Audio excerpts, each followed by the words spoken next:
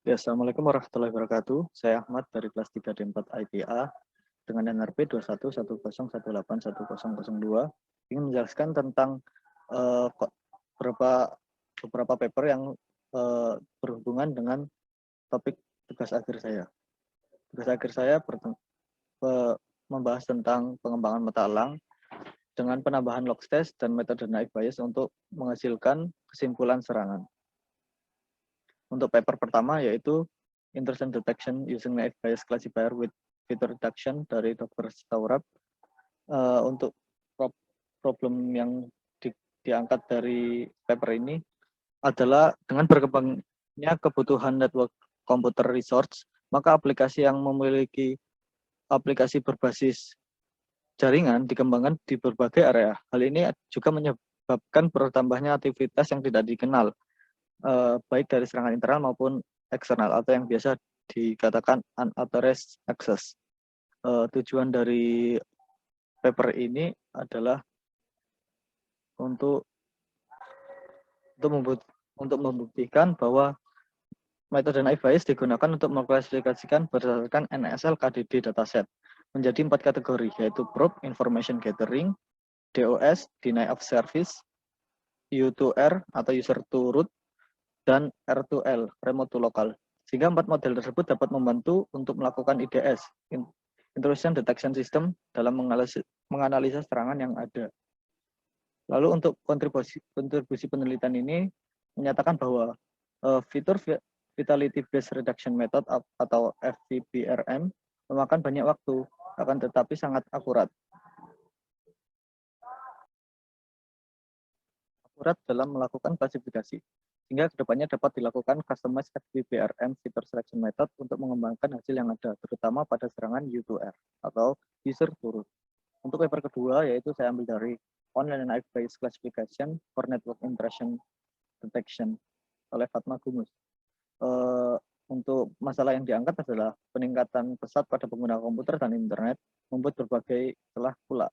Dikarenakan tidak semua pengguna adalah orang baik, beberapa orang mencoba mencari celah untuk dapat mengakses dan melakukan kepentingan buruk untuk kepentingan mereka sendiri.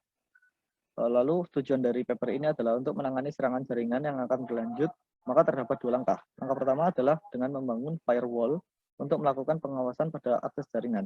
Lalu langkah selanjutnya adalah melakukan intrusion detection system yang berguna untuk melakukan pendekatan umum untuk memastikan keamanan jaringan. Paper ini berfokus pada anomali IDS yang ada, yaitu dengan mengawasi kebiasaan dan mendeteksi anomali dari kebiasaan normal pada umumnya. Sehingga dari anomali user yang pengguna aplikasi tersebut dideteksi apabila terdapat anomali yang tidak dikenal, maka akan dikatakan sebagai sebuah serangan.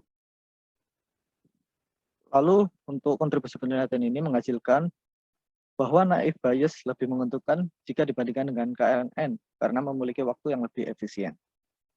Untuk paper selanjutnya,